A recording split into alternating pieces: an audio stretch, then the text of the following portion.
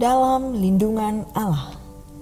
Orang yang duduk dalam lindungan yang maha tinggi dan bermalam dalam naungan yang maha kuasa akan berkata kepada Tuhan, tempat perlindunganku dan kubu pertahananku, Allahku yang kupercayai.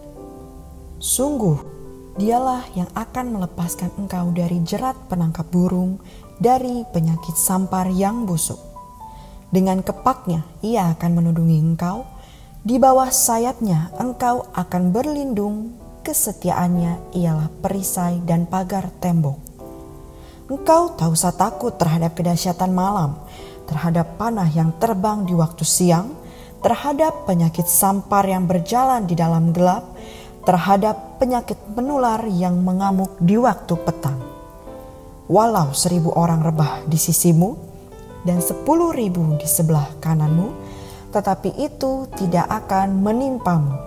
Engkau hanya menontonnya dengan matamu sendiri dan melihat pembalasan terhadap orang-orang fasik. Sebab Tuhan ialah tempat perlindunganmu, yang maha tinggi telah kau buat tempat perteduhanmu, malah petaka tidak akan menimpa kamu dan tulah tidak akan mendekat kepada kemahmu. Sebab malaikat-malaikatnya akan diperintahkannya kepadamu untuk menjaga engkau di segala jalanmu. Mereka akan menantang engkau di atas tangannya, supaya kakimu jangan terantuk kepada batu. Singa dan ular tedung akan kau langkahi. Engkau akan menginjak anak singa dan ular naga. Sungguh, hatinya melekat kepadaku, maka aku akan meluputkannya. Aku akan membentenginya, sebab ia mengenal namaku. Bila ia berseru kepadaku, aku akan menjawab. Aku akan menyertai dia dalam kesesakan. Aku akan meluputkannya dan memuliakannya. Dengan panjang umur akan kukenyangkan dia, dan akan kuperlihatkan kepadanya keselamatan daripadaku.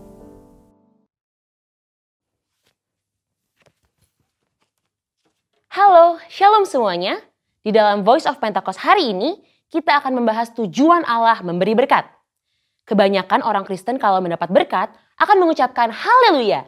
Tetapi ketika mendapatkan yang tidak enak, bisa mengucapkan, "Aduh, mengapa begini Tuhan?" Pertama-tama kita harus mengerti terlebih dahulu arti dari berkat. Menurut Kamus Besar Bahasa Indonesia, berkat adalah karunia Tuhan yang membawa kebaikan dalam hidup manusia. Definisi ini menjelaskan bahwa berkat datang dari Tuhan untuk manusia. Di dalam Perjanjian Lama, berkat Tuhan digambarkan secara umum sebagai pemenuhan kebutuhan jasmani, seperti buah kandungan yang subur, hasil bumi dan hasil ternak yang berlimpah, usaha dan pekerjaan yang lancar, posisi dan tanggung jawab yang meningkat, juga area yang bertambah luas. Kitab Habakuk membuat pengertian yang lebih luas mengenai apa itu berkat. Berkat Tuhan yang ditekankan di dalam kitab Habakuk adalah mengenai keselamatan dan kekuatan yang Tuhan berikan walaupun ada di dalam keadaan yang tidak baik.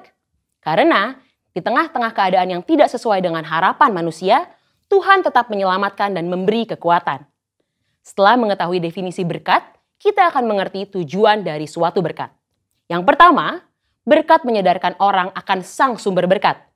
Kita percaya Tuhan adalah satu-satunya pihak yang dapat membuat dan menciptakan berkat. Dan tidak ada satupun pihak lain yang dapat menciptakan berkat. Yakobus 1 ayat 17. Setiap pemberian yang baik dan setiap anugerah yang sempurna datangnya dari atas. Yang kedua, berkat membuktikan kedaulatan Tuhan. Sebagai sumber berkat, Tuhan adalah pihak yang dapat memutuskan dan menentukan kepada siapa berkat itu akan diberikan. Bilangan 23 ayat 20. Yang ketiga, berkat membuktikan pemeliharaan Tuhan.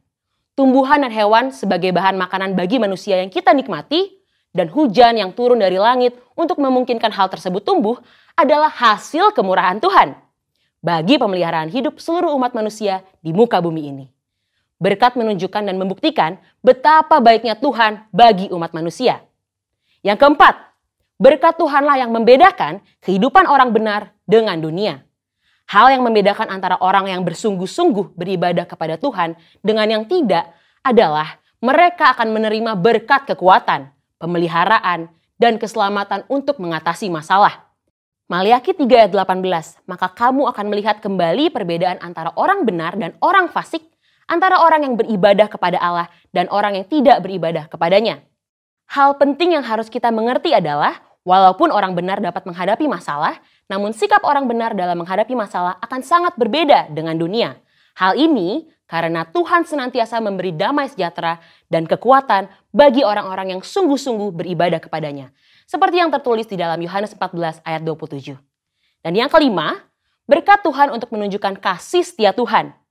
2 Petrus 3 ayat 9 menulis, Tuhan tidak lalai menepati janjinya, sekalipun ada orang yang menganggapnya sebagai kelalaian, tetapi ia sabar terhadap kamu, karena ia menghendaki supaya jangan ada yang binasa, melainkan supaya semua orang berbalik dan bertobat. Kita yakin bahwa berkat dan pemeliharaan Tuhan membuktikan ia adalah Allah yang setia. Walaupun kita sebagai manusia terkadang tidak setia, namun ia tidak pernah lalai menepati janji-janjinya. Yang keenam, berkat Tuhan menguji integritas kita. Mengutip kata-kata terkenal dari Robert Ingersoll, yaitu setiap manusia dapat tahan dalam keadaan yang tidak baik, namun hanya manusia hebat yang dapat bertahan di dalam kelimpahan. Kutipan ini menunjukkan bahwa hidup berkelimpahan atau penuh berkat terkadang dapat menjatuhkan seseorang. Namun, hanya orang yang memiliki integritas saja yang dapat tetap hidup benar di saat berkelimpahan. Integritas dapat membuat seseorang untuk dapat bersikap rendah hati dan memiliki empati terhadap lingkungan sekitarnya saat mengalami kelimpahan. Selain itu, orang yang mempunyai integritas dapat menjaga hidupnya tetap benar, walaupun ia memiliki segala kemampuan dan kesempatan untuk berbuat apapun tanpa batasan.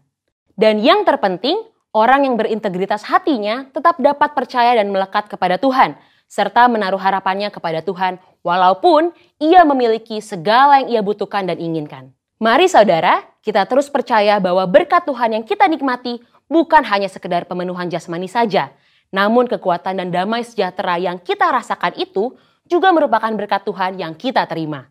Biarlah kita senantiasa terus sadar bahwa keberadaan kita bukan hasil kekuatan kita sendiri, namun merupakan berkat Tuhan bagi kita.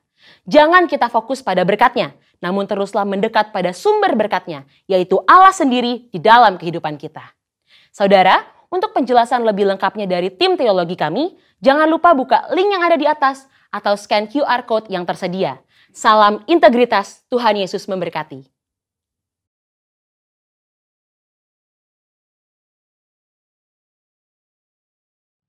Puji nama Tuhan, Shalom Bapak Ibu Saudara, dimanapun Anda berada.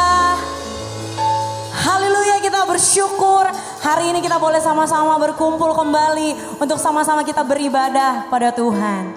Bapak Ibu Saudara, apapun yang menjadi pergumulanmu hari-hari ini, apapun yang menjadi doamu hari-hari ini, percayalah Tuhan selalu punya cara untuk menolongmu. Dan Tuhan akan menolong kita semua tepat pada waktunya. Haleluya. Mari kita terus berharap kepada Tuhan. Terima kasih ya Tuhan Yesus. Terima kasih ya Tuhan pada hari ini ya Bapa. Kami boleh sama-sama bersatu ya Tuhan Yesus. Dimanapun kami berada hari ini ya Tuhan. Kami berkumpul di hadapan-Mu ya Tuhan untuk memuji-Mu, untuk menyembah-Mu, untuk meninggikan nama-Mu ya Tuhan Yesus. Biarlah Tuhan Kau yang urapi umat-Mu ya Bapa di rumah-rumah, dimanapun hamba-hamba-Mu berada pada saat ini ya Tuhan. Biar ada hadirat-Mu melawat, menjamah, memerdekakan, mengubahkan setiap kehidupan anak-anak-Mu ya Tuhan. Dan biarlah semakin hari kami semakin yakin, semakin menaruh harap kami hanya kepada Engkau ya Tuhan. Karena Engkau adalah yang mempunyai segala sesuatu ya Tuhan. Terima kasih ya Bapa, biarlah nama-Mu dimuliakan, ditinggikan atas keajaiban-Mu, atas kedahsyatan-Mu, atas karya-Mu yang luar biasa. Terpujilah Engkau ya Bapa, dulu, sekarang, bahkan sampai selama-lamanya.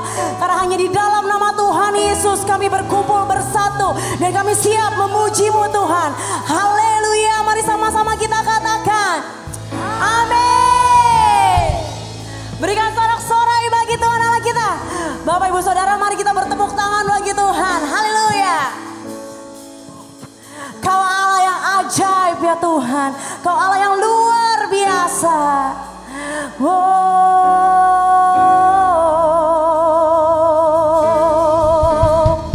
Haleluya. Yesus ajaib, Dia berkuasa. Ada mujizat sebab Yesus ajaib. Mari katakan Yesus ajaib. Yesus ajaib,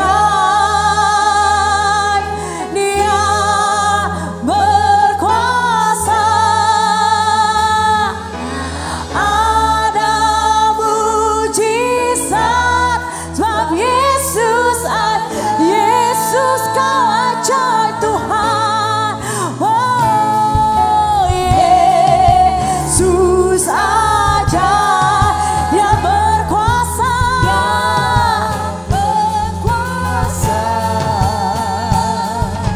Ada mujizat sebab Yesus ajaib. Yesus ajaib. Yesus ajaib, Dia berkuasa. Haleluya.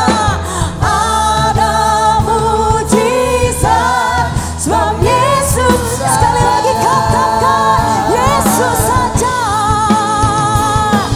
Yesus ajaib, Dia berkuasa.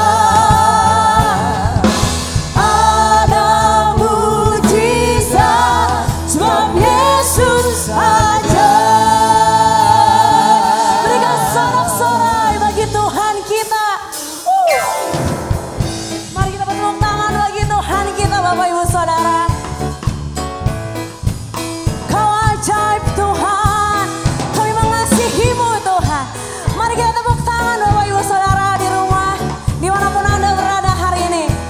Sama-sama kita katakan Yesus ajaib, Tuhanku ajaib, kasih-Nya ajaib bagiku.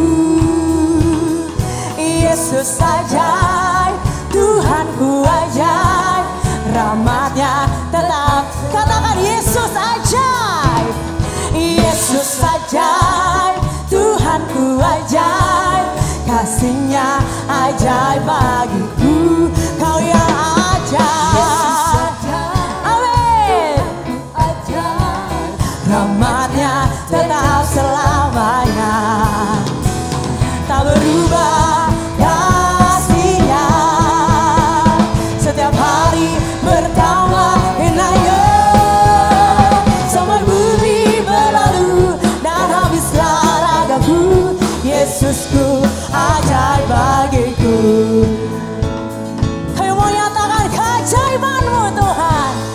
Kita mau sama-sama katakan Yesus ajaib. Yesus ajaib, Tuhanku ajaib, kasih-Nya ajaib bagiku. Katakan kepada keluarga-Mu, Yesus ajaib, Tuhanku ajaib, rahmat-Nya tetap selamat.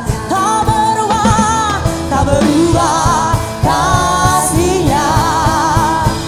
Setiap hari bertambah indah-Nya, sampai bumi berlalu dan habislah ragaku. Yesusku ajaib, tak berubah kasih-Mu, tak berubah kasih-Nya.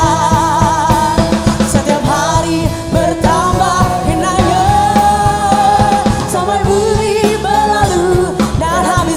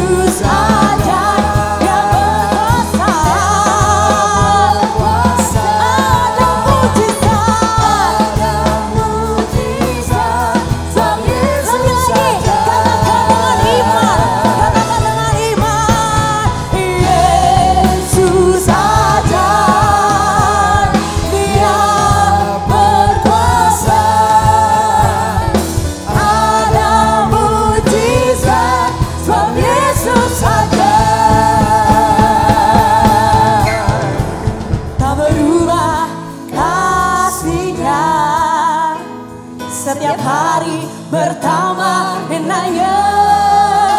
Sampai bumi berlalu dan habislah ragaku, Yesusku ajaib.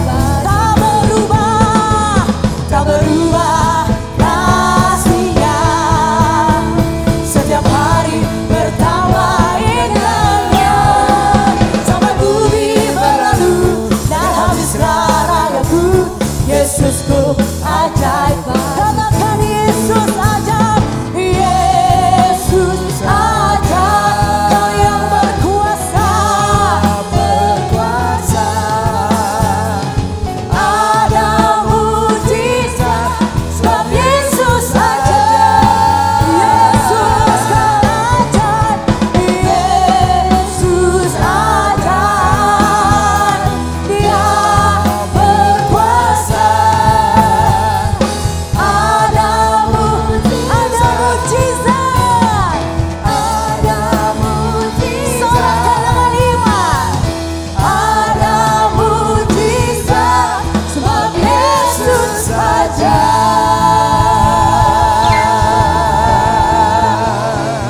Kau ajaib di tempat kudus-Mu ya Tuhan, dan jiwa kami percaya kepada-Mu ya Tuhan.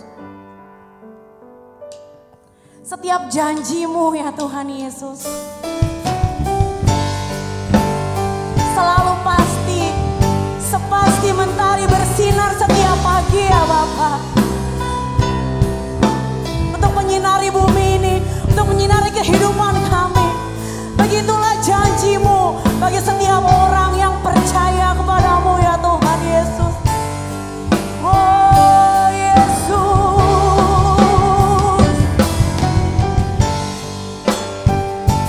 Engkau yang selalu pasti, Engkau yang tidak pernah ingkar janji ya Tuhan. Dan ini kami ya Bapa, kami mau terus percaya kepada-Mu ya Tuhan.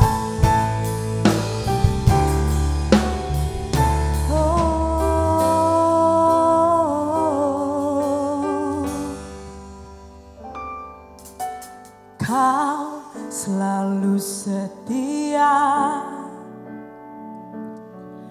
dalam setiap langkah hidupku. Hatiku percaya dalam setiap perkataanmu. Kau yang menggenapi, Kau yang membawaku dalam dekapan kemurahan-Mu.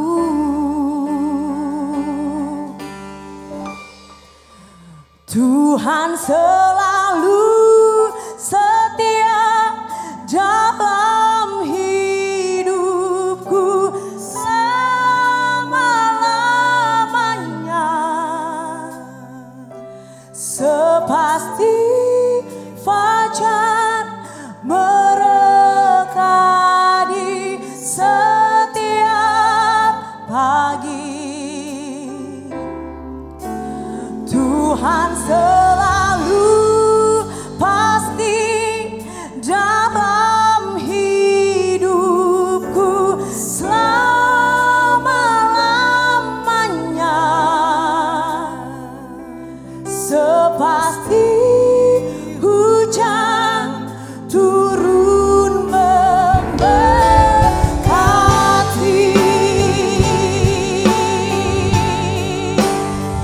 Inilah pernyataan iman kami kepada-Mu ya Tuhan.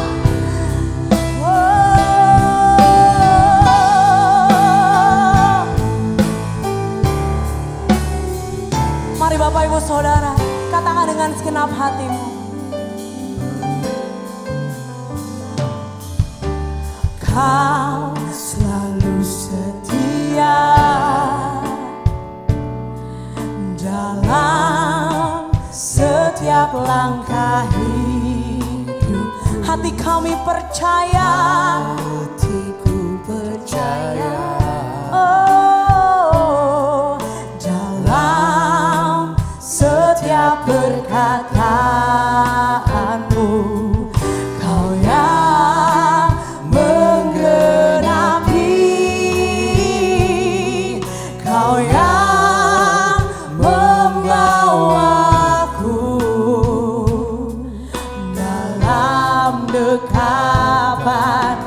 kemurahan-Mu.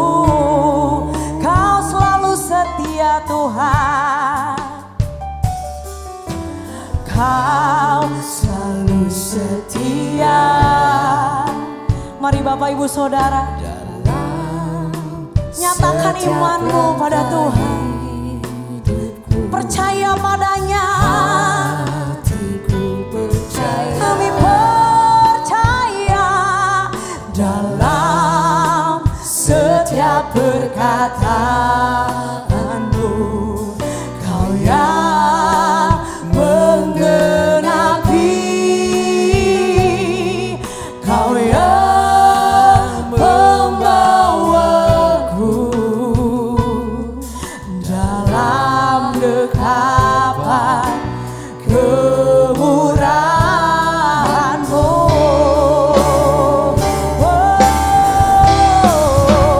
Tuhan selalu setia dalam hidupku selama-lamanya.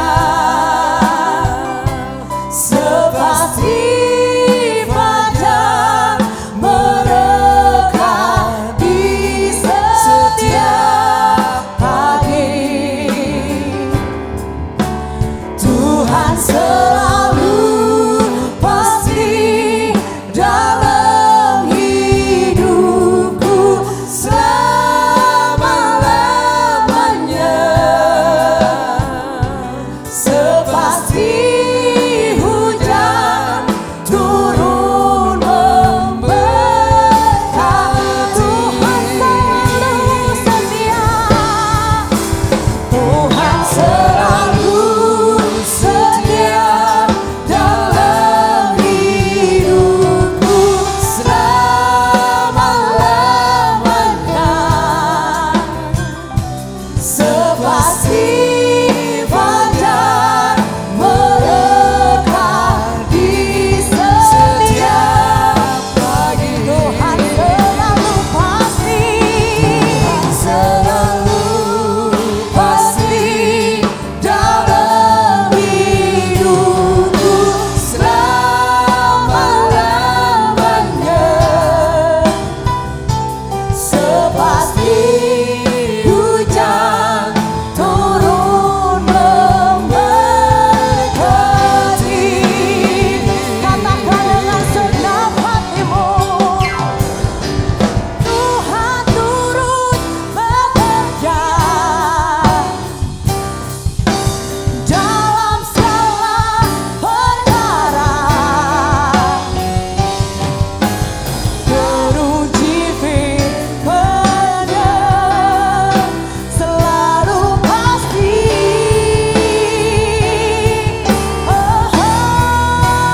Tuhan selalu setia dalam hidupku selama-lamanya. Sepasti fajar merekah di setiap pagi. Tuhan selalu pasti. Tuhan selalu pasti dalam hidupku selama-lamanya. Kami percaya sepasti hujan turun memberkati. Katakan dengan segenap hatimu, Tuhan selalu setia dalam hidup kami.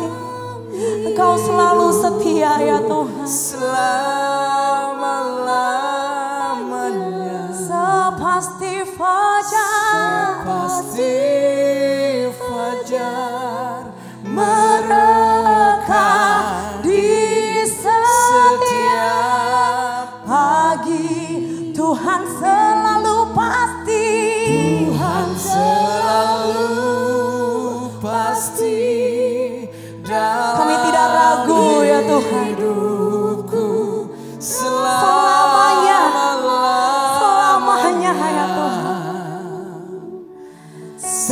sepasti hujan turun memberkati, sepasti hujan, sepasti hujan turun memberkati, sepasti hujan, sepasti hujan turun memberkati.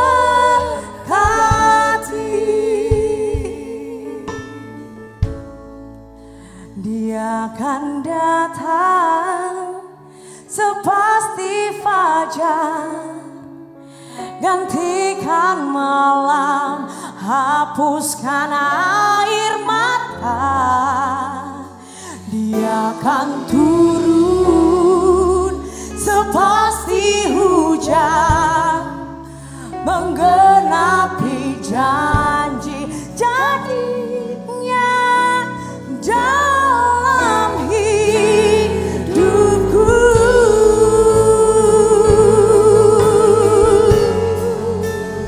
Kami percaya Tuhan akan setiap janji-janji-Mu.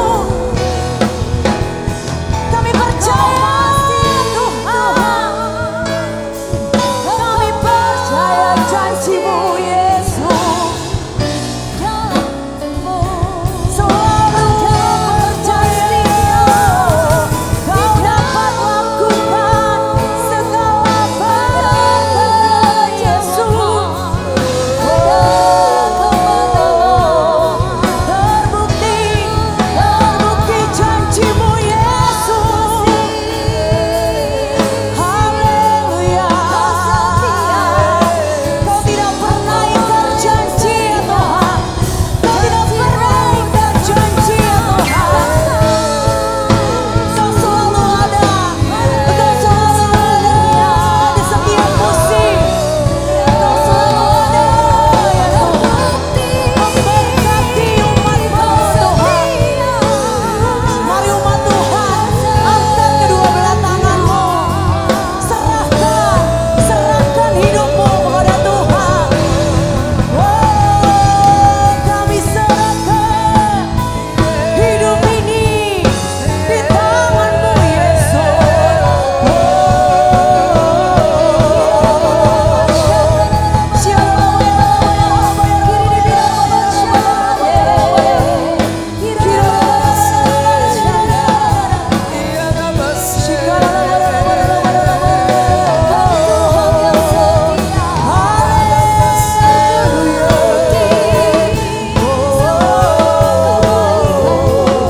Angkat hatimu, percaya Tuhan sanggup menolong engkau. Tuhan sanggup mengubahkan kehidupanmu.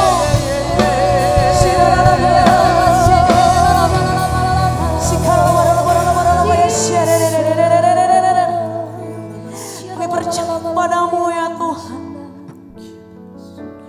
sebab sungguh indah setiap janji-Mu, sungguh indah kasih-Mu ya Tuhan bagi setiap anak-anak-Mu. Oh Yesus, sungguh kami kagum akan Engkau ya Tuhan. Terima kasih buat segalanya ya Bapa. Terima kasih buat segala kebaikan-Mu Yesus.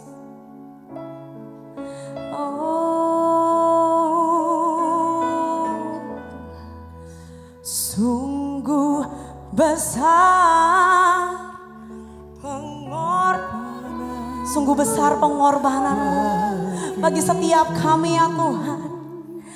Terlalu dalam untuk dimengerti, sungguh besar, sungguh indah yang Kau pikirkan tentangku, tak terselami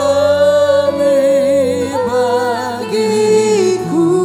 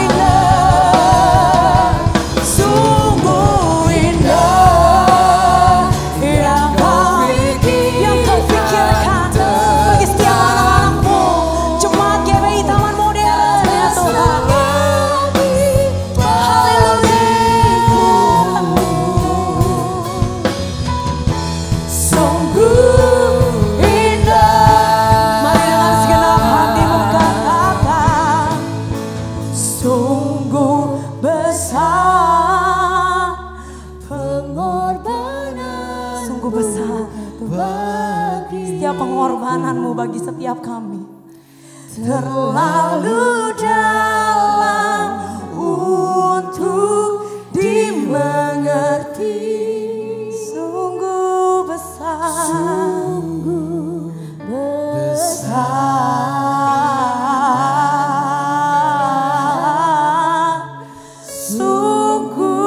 indah yang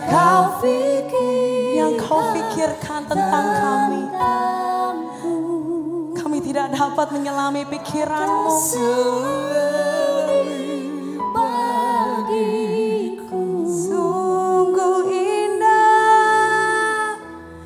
Sungguh indah, sungguh indah Kau Tuhan.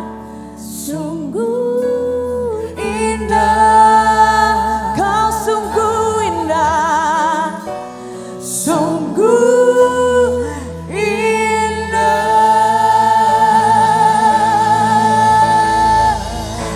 Haleluya. Berbicaralah bagi setiap kami ya Bapa, karena kami siap untuk mendengarkan firman-Mu di dalam nama Tuhan Yesus. Haleluya. Amin.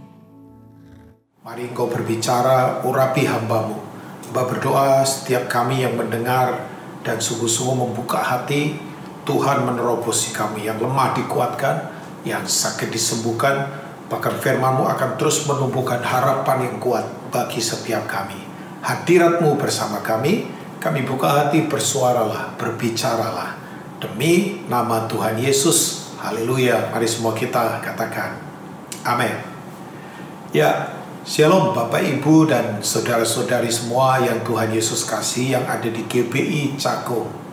Sebuah anugerah kehormatan untuk saya hari ini melayani saudara lewat pemberitaan firman. Ya, kita masih ada dalam ibadah online ya, pakai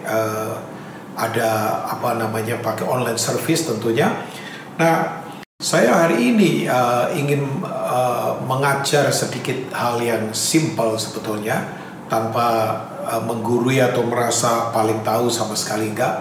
Tapi saya ingin, kalau saudara suka judul khotbah, hari ini saya akan berbagi tentang pertandingan dalam kehidupan. Ya, bahwa kehidupan ini adalah seperti dalam perlombaan ya. Kita memang ada di dalam perlombaan. Nah, kalau dalam perlombaan itu berarti jelas ada ujungnya, ada finishnya. Nah, ini yang perlu kita cermati ya. Beda antara race ya, kita ada di lomba, dengan orang yang sekedar jalan-jalan ya. Kita tidak hanya sekedar jalan-jalan di bumi ini, tapi kita ada di pertandingan atau perlombaan kehidupan. Nah, kalau Bapak Ibu membaca di 1 Korintus 9 ayat yang ke-24 sampai ayat yang ke-27 ya, saya akan bacakan buat Bapak Ibu semua. Alkitab berkata begini, "Tidak tahukah kamu bahwa dalam gelanggang pertandingan semua peserta turut berlari, tetapi bahwa hanya satu orang saja yang mendapat hadiah. Karena itu larilah begitu rupa sehingga kamu memperolehnya. Tiap-tiap orang yang turut mengambil bagian dalam pertandingan menguasai dirinya dalam segala hal. Mereka berbuat demikian untuk memperoleh suatu mahkota yang fana, tetapi kita memperoleh suatu mahkota yang abadi." Ayat 26. "Sebab itu aku tidak berlari tanpa tujuan, dan aku bukan petinju yang sembarangan saja memukul, tetapi aku melatih tubuhku dan menguasainya seluruhnya, supaya sesudah memberitakan Injil kepada orang lain, jangan aku sendiri ditolak." Ya, Bapak Ibu yang percaya, mari katakan amin. Nah, Jemaat Korintus yang kita tadi sudah baca, surat yang ditujukan untuk Jemaat Korintus, ini adalah jemaat yang memang di-equip atau diperlengkapi oleh Paulus kira-kira 4 tahun lamanya. Nah, di jemaat ini nggak hanya Paulus yang datang, tapi ada Petrus, ada Apolos ya, kita tahu. Tapi ternyata jemaat ini, kalau Bapak Ibu membaca di pasal-pasal awal ya, mulai pasal misalnya pasal 3 dan seterusnya, itu Paulus sering menegur jemaat ini karena masih apa? Jemaat ini masih punya cara-cara keduniawian. Jemaat ini nggak bertumbuh dewasa ya. Bahkan di dalam pasal 3 itu dikatakan mereka masih kekanak-kanaan, belum bisa untuk menikmati atau mengunyah makanan keras, ya. Nah, Paulus mengajak mereka, jemaat Korintus ini, walaupun jemaat ini secara fasilitas hebat, sebab Korintus adalah kota pelabuhan. Waktu itu ada dua pelabuhan besar di kota Korintus. Kemudian kita tahu Korintus itu sangat maju kotanya. Kemudian di Korintus itu banyak filsuf terkenal, ya, yang memang punya sudut pandang secara Yunani. Tapi ternyata jemaat ini adalah jemaat yang masih perlu terus dibangun kuat karena perpecahan, perselisihan, kemudian iri hati dan pertengkaran terjadi, ya. Nah, itu menunjukkan bahwa jemaat ini belum dewasa. Nah, kemudian di pasal yang 9 tadi, bahwa Paulus menegur jemaat ini, kamu itu sedang tidak main-main. Kekristenan kita ini sedang tidak seperti bermain-main, seperti jalan-jalan, kayak orang hanya seneng-seneng. Enggak.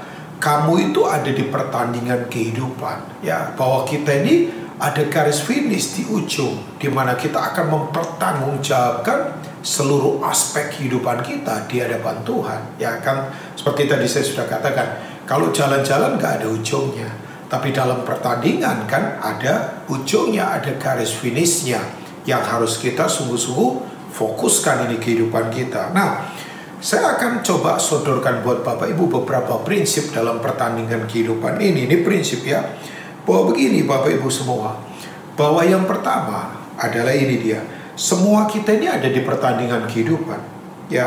Nah, ini adalah sebetulnya tanggung jawab setiap orang di hadapan Tuhan. Itu yang ayat 24 tadi katakan, bahwa tidak tahukah kamu bahwa dalam gelanggang pertandingan semua turut berlari dan seterusnya, ya. Bahwa kita memang ada di gelanggang pertandingan kehidupan, ya. Kita sedang, yang tadi saya katakan, tidak sedang jalan-jalan, ya.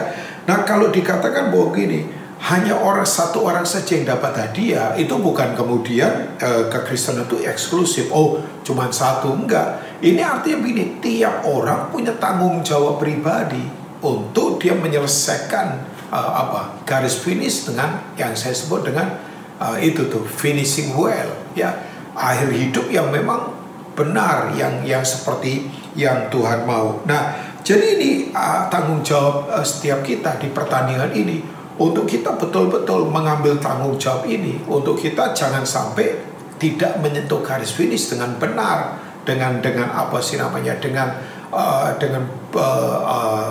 sukses dalam kehidupan, untuk kita menyelesaikan pertandingan dalam kehidupan. Nah, kalau dikatakan tadi begini, karena itu larilah begitu rupa, ya, di ayat yang ke 24 tadi, lari begitu rupa itu adalah memang lari yang sungguh-sungguh, lari yang tidak biasa-biasa, kan, ya, lari yang betul-betul sungguh-sungguh, yang tidak main-main dalam kehidupan, ya. Lari yang sungguh-sungguh itu seperti, kalau saya gambarkan ini Bapak Ibu, ini penggambaran, ya. Ada orang dalam situasi sepi, bayangkan, kemudian jalanannya agak panjang begitu, tiba-tiba di belakangnya dia sekian meter muncul anjing yang liar, kan, yang kejar dia. Saya yakin orang itu pasti akan lari begitu rupa, lari dengan sungguh-sungguh, lari dengan semangat, karena begini, dia menghadapi situasi yang genting, situasi yang tidak mudah. Nah, saya tahu sekarang ini kita ada di dalam situasi yang tidak gampang, ya Bapak Ibu, ya. Situasi di mana tekanan begitu luar biasa. Persoalan bertubi-tubi. Saya yakin di GBI Cakung ini pun, ya, ada beberapa orang mungkin secara pekerjaan menurun, ada tekanan-tekanan yang begitu luar biasa, banyak orang stres, cenderung depresi di mana-mana. Tapi Tuhan mau mengingatkan kita lewat apa yang kita renungkan hari ini, bahwa kita ada di pertandingan. Mari kita tetap bersungguh-sungguh. Dan bahkan saya katakan ini buat Bapak Ibu, ini bukan pertandingan lari cepat sebetulnya. Ini adalah pertandingan lari maraton, ya. Butuh stamina yang kuat, ya, butuh tetap fokus, butuh tetap disiplin untuk kita tetap ada di dalam pertandingan ini, ya. Saya punya beberapa teman atlet, Ya, bahkan beberapa ada yang jadi atlet nasional, ada beberapa yang sudah jadi mantan ya. Saya tidak usah sebutkan namanya. Beberapa rekan saya yang kemudian jadi atlet. Nah, yang saya tahu Bapak Ibu, memang mereka jadi atlet itu nggak sembarangan. Mereka harus disiplin. Ya, makan nggak boleh sembarangan. Nggak bisa mereka misalnya setelah latihan kemudian atau sebelum pertandingan makan gula seenaknya misalnya, makan lemak-lemak seenaknya ya. Enggak, mereka harus disiplin, mereka harus disiplin. Mereka harus terus menjaga stamina, mereka mesti terus menjaga fisik untuk tetap bugar.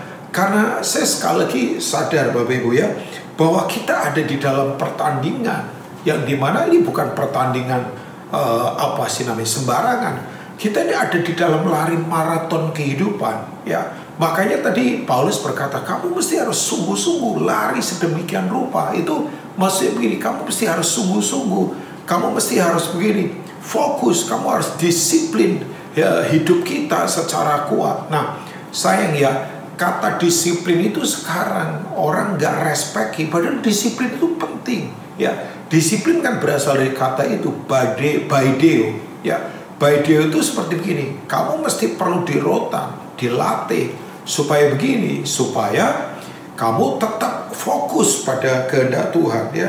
Makanya kalau Bapak Ibu mengamati ya, misalnya di kitab Yesaya pasal 40, saya yakin Bapak Ibu yang suka membaca Alkitab pasti familiar dengan ayat ini kan. Alkitab berkata orang-orang muda menjadi letih dan lesu, taruna-taruna jatuh tersandung. Bayangkan ya, bayangkan usia-usia yang muda ternyata ya, yang harusnya ini usia-usia masih produktif, usia yang kuat, ternyata pada letih, pada tersandung. Tetapi Alkitab berkata, tetapi orang-orang yang menanti-nantikan Tuhan itu mendapat apa? Kekuatan yang baru. Let's go and let's God. Artinya begini, totally surrender. Kita harus berserah total pada Dia, fokus terus pada Dia, akan mendapat apa? Kekuatan baru. Bahkan ayat yang kalau nggak salah ayat yang ke-30, Bapak Ibu bisa baca di Yesaya pasal 40 kan. Mereka itu seumpama raja wali yang terbang tinggi, ayat 30-31 ya. Mereka itu seperti raja wali yang terbang tinggi dengan kekuatan apa? Sayapnya. Nah, ayat berikutnya berkata begini, mereka berlari dan tidak menjadi apa? Ya, mereka berlari dan tidak menjadi lesu, tapi mereka berjalan dan tidak menjadi apa? Lelah. Tidak dikatakan setelah terbang ya, ada waktunya kita terbang ya, kayak raja wali ya, terbang tinggi mengatasi semua hal. Ada waktunya kita berlari dalam kehidupan ya, tapi ada waktunya memang juga kita berjalan untuk mengatur nafas dan sebagainya. Tapi setelah itu, setelah terbang, berlari dan berjalan, tidak dikatakan setelah itu diam, enggak ada kata diam. Jadi kita harus terus fokus ya. Nah, Bapak Ibu, kalau sekarang ini ada yang sedang terbang, ya silakan nikmati Bapak Ibu. Tapi kalau ada yang sedang berlari, tetap berlari, ya tetap fokus pada Tuhan. Tapi kalau ada yang sedang berjalan, ya Bapak Ibu tidak usah iri. Kalau ada orang yang lagi terbang, misalnya semuanya lagi enak kayaknya, ada yang sedang berlari mendahului kita. Yang penting kita tetap fokus pada kehendak Tuhan. Tidak perlu terganggu, tidak perlu iri hati. Tetap berjalan terus, tetap fokus pada menyelesaikan perlombaan dengan benar dalam kehidupan. Ya, jadi yang pertama bahwa semua kita ini ada dalam pertandingan kehidupan. Ini tanggung jawab setiap kita. Jangan kita berkata, Pak Rubin bilang begitu kan Bapak seorang pendeta. Enggak, setiap kita harus kemudian nanti mempertanggungjawabkannya di hadapan Tuhan. Nah, saya dorong jemaat yang ada di GPI Cakung ini, yuk, ini tanggung jawab yang harus kita emban dalam kehidupan, bahwa kita ada di dalam perlombaan kehidupan. Ikuti aturan lomba, ya, jangan sembarangan, tetap disiplin, waktu-waktu berdoa, waktu merenungkan firman, waktu melayani. Walaupun mungkin sekarang situasi tidak sama seperti yang lalu, tapi yang namanya prioritas, namanya fokus untuk tetap ada dalam kehendak Tuhan tidak pernah berubah. Yang setuju katakan amin Bapak Ibu ya. Nah yang kedua Bapak Ibu, yang kedua adalah begini, dalam perlombaan atau pertandingan kehidupan. Yang kedua, tantangan utama adalah apa? Tantangan utama adalah menguasai diri sendiri. Ya, tadi saya sudah katakan seorang atlet itu harus betul-betul punya itu tuh, penguasaan diri, ada self control yang kuat. Ya, itu harus menguasai diri. Disiplin, bagaimana disiplin istirahat, disiplin makan, disiplin latihan dan sebagainya. Kan tadi saya sudah katakan ya, kata disiplin itu berasal dari kata baideo. Ya, kita dilatih, kita dirotan untuk kemudian menjadi karakter kita jadi kuat. Nah, ayat yang ke-25 tadi dikatakan kan bahwa tiap-tiap orang yang turut mengambil bagian dalam perlombaan ini harus apa? Menguasai dirinya. Ya, katakan menguasai diri, Bapak Ibu. Memang kita harus menguasai diri. Makanya kalau Bapak Ibu lihat di ayat 27, Alkitab berkata begini, Paulus berkata, aku melatih tubuhku dan menguasai seluruhnya, supaya sesudah memberitakan Injil kepada orang lain, jangan aku sendiri ditolak. Gak enak banget. Maksudnya kata ditolak itu ujungnya seperti Matius pasal yang ke-7 kan, hanyalah daripadaku, karena aku tidak mengenal engkau. Ya, kenapa tidak mengenal engkau? Karena kau melakukan kejahatan. Tubuhmu tidak dipakai untuk mempermuliakan Tuhan. Makanya gak semua orang Kristen itu hidup benar kan. Kan mereka berkata, bukankah kami bernubuat, bukankah kami mengusir setan, bukankah kami menyembuhkan penyakit ya. Ya itu termasuk golongan orang karismatik semua kan itu. Tapi Tuhan berkata, aku tidak mengenal kamu, kamu semua yang melakukan perbuatan, yang melakukan kejahatan kan. Nah, makanya penting Bapak Ibu untuk kita apa? Untuk kita melatih diri kita. Nah, ini yang disebut dengan begini, melatih itu kan berasal dari kata, ya kalau kita membaca di Filipi pasal yang kedua, ya bagaimana Yesus itu dalam hidupnya, kita ini harus punya pikiran dan perasaan seperti dia kan, seperti Yesus kan. Filipi 2 ayat yang kelima. Walaupun dalam rupa Allah, dia tidak menganggap kesetaraan itu sebagai milik yang harus dipertahankan. Nah, pikiran dan perasaan itu terjemahan lainnya adalah sikap mental. Itu sebetulnya memakai kata pikiran dan perasaan itu adalah phroneo. Phroneo itu apa? Phroneo itu begini, firman yang terus dilatih, di-exercise sampai menjadi menjadi nilai, menjadi gaya hidup kita. Nah, kalau konsep firman sampai kemudian jadi nilai yang kita hidupi, ya, gak hanya konsep biasa ya, konsep kehidupan, tapi kita kemudian latih untuk kita hidupi. Katakan hidupi Bapak Ibu, itu kemudian akan menjadi apa? Akan menjadi culture, akan menjadi budaya. Nah, kalau sudah jadi budaya, itu punya kekuatan mengubahkan. Misalnya budaya apa? Budaya pengorbanan, budaya apa? Budaya kekudusan, budaya apa? Budaya takut akan Tuhan. Ya, budaya apa? Budaya ngomong gak sembarangan. Budaya apa? Budaya kemudian begini, orang lain lebih utama dari diri sendiri. Itu artinya mengalahkan apa? Keegoisan. Di tengah budaya semuanya sekarang egois kan. Bahwa sekarang ini adalah orang berkata, pokoknya saya harus menjadi yang nomor satu. Tapi kita kan enggak ya. Kita punya budaya yang berbeda. Budaya kerajaan Allah adalah kehambaan, pengorbanan hidup, kemudian apalagi melayani dan sebagainya kan Bapak Ibu ya. Nah, saya kembali lagi kepada apa yang coba ingin saya katakan, bahwa waktu Paulus berkata, aku itu melatih tubuhku sedemikian rupa, itu bahasa aslinya memakai kata kiasan seperti ini. Aku ini pukulin diriku sendiri, tubuhku, sampai bengkak-bengkak, memar-memar. Maksudnya Bapak Ibu jangan lakukan itu. Ini kiasan ya, ini kiasan gambaran bahwa dia mau pukulin tubuhnya supaya tubuhnya ini tidak macam-macam. Sebab dia tahu bahwa the big enemy itu adalah self.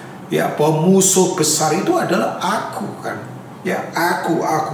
Makanya Bapak Ibu semua, untuk kita ada di pertandingan kehidupan, mari kuasai diri kita, disiplin terus hidup kita. Jangan sampai tubuh ini mendominasi hidup kita. Kan kita tahu ya, manusia itu terdiri dari 3 unsur kan Bapak Ibu. Ya, ini pengajaran dasar ya, yaitu tubuh, jiwa, dan roh. Body, kemudian soul, and spirit. Nah, jiwa itu area netral. Jiwa itu, our soul itu adalah area netral kan. Itu adalah area yang netral. Dalam jiwa kan ada 3 hal kan, pikiran, kemudian perasaan dan keinginan atau kehendak. Nah, dalam roh kita itu ada 3 fungsi juga, yaitu apa? Worship, menyembah Tuhan. Tapi yang kedua adalah pewahyuan, di mana firman itu kemudian menerobos cara berpikir kita aplikasikan dalam kehidupan. Itu revelation, itu namanya pewahyuan. Makanya tanpa wahyu orang menjadi liar kan. Ya, nah yang berikutnya adalah hati nurani, itu fungsi roh. Jadi penyembahan, kemudian pewahyuan, dan kemudian hati nurani, itu fungsi roh. Hati nurani itu apa? Kemampuan untuk membedakan yang salah mana, yang benar mana. Makanya kalau ada orang walaupun bergelar S2 atau doktor misalnya, tidak lagi bisa bedakan antara benar dan salah. Nah itu masalahnya di roh. Itu bukan soal intelektual secara sains atau pengetahuan. Nah, dalam tubuh kita ada 3 fungsi juga, yaitu fungsi makan minum. Tapi yang kedua adalah reproduksi. Seperti ya alat-alat seks dan sebagainya, itu reproduksi. Tapi yang berikutnya adalah apa? Self defense mechanism. Sistem mempertahankan diri. Itu bahasa kerennya gerakan refleks. Misalnya ada orang dilempar pakai apa begitu, dia akan menghindar. Nah, itu refleks, itu fungsi tubuh itu. Itu memang Tuhan ciptakan. Kenapa ada orang kemudian mungkin belajar apa begitu supaya ya belajar senam apa, taekwondo atau apa. Nah, itu sebetulnya kan refleks ada yang kemudian dilatih. Nah, masalahnya begini. Di jiwa, pikiran, perasaan, kemauan, karena itu area netral. Kalau tubuhnya yang kuat, maka pikiran, perasaan, kemauannya hanya dikuasai oleh apa? Yaitu tadi, makan, minum, seneng-seneng, kemudian suka excuse begitu, cari alasan. Ya, makanya kenapa kita punya rohani kuat, supaya pikiran, perasaan, kemauan kita itu diarahkan untuk menyembah Tuhan, untuk kemudian mengalami pewahyuan firman, dan kemudian hati nuraninya menguasai pikiran, perasaan, dan kemauan kita. Nah, saya menyadari Bapak Ibu, makanya tubuh ini kalau tidak dikuasai, kita akan gampang begini, mundur dalam pertandingan, kita akan gampang putus asa dalam kehidupan. Makanya kenapa spiritualitas kita perlu kuat. Saya dorong jemaat di GBI Cakung ini, yuk jadi betul-betul rohani dalam kehidupan. Ya, waktu-waktu doa, waktu bersekutu, waktu merenungkan firman dan mempraktekkan pelayanan, jangan sampai kendor. Karena itu akan mempengaruhi mentalitas kita loh Bapak Ibu. Bayangkan ya, orang yang kerohaniannya kuat, mentalitasnya akan kuat. Orang yang mentalitasnya kuat, cirinya begini, gak akan gampang tertekan menghadapi situasi. Kan sekali lagi kita lagi membahas pertandingan kehidupan. Tantangan cuaca gak gampang. Kalau kita lihat lomba ya Bapak Ibu, lomba maraton apa-apa, tantangan cuaca panas, haus, persaingan dan sebagainya kan. Nah, kalau kita tidak latih tubuh kita, maka yang terjadi begini, kita tidak akan kuat dalam kehidupan. Nah, menguasainya pakai apa? Tidak ada cara lain. Harus hidup ini betul-betul kembali kepada prinsip firman Tuhan, di mana firman itu betul-betul akan menjadi itu tuh cara hidup kita kan. Mazmur 119 berkata, firman-Mu itu adalah pelita bagi kakiku dan apa? Terang bagi jalanku. Di tengah kegelapan seperti ini, kita butuh terang Tuhan yang mengarahkan, yang membuat apa? Yang membuat kita terarah pada arah yang benar dalam kehidupan. Orang kalau lari di tengah kegelapan, ya bisa nabrak kiri kanan, bisa salah arah dalam kehidupan. Tapi begitu ada tuntunan, maka hidup kita akan tertuntun dengan benar. Kita akan terus align dengan Tuhan. Kita akan terus segaris dengan Tuhan. Kita akan terus ada di dalam rencananya yang begitu luar biasa. Nah, Bapak Ibu, saya sungguh-sungguh mendorong Bapak Ibu yang ada di GBI Cakung ini, yuk terus disiplin hidup kita. Ya, jangan sembarangan, jangan bicara sembarangan, jangan hidup sembarangan, jangan punya karakter sembarangan dalam kehidupan. Latih terus tubuh kita, karena begini, Alkitab bahkan berkata, tubuh ini adalah apa? Baitnya Tuhan, tempat Tuhan berdiam. Katakan berdiam Bapak Ibu. Oh ya, gedung gereja itu adalah tempat Tuhan hadir. Maksudnya Kalau kita ada di dalam gedung kebaktian, ya Tuhan hadir karena ada kita kan.